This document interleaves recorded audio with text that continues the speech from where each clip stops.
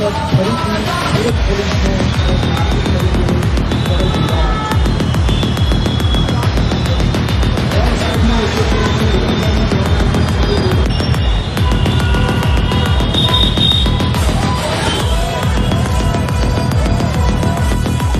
ઘણા બધા એવોર્ડ મળ્યા છે। આપણે સૌ જાણીએ છીએ કે સુરતીઓ જ્યારે નિશ્ચય કરે છે ત્યારે એ ગોલ અચીવ કરીને રહે છે।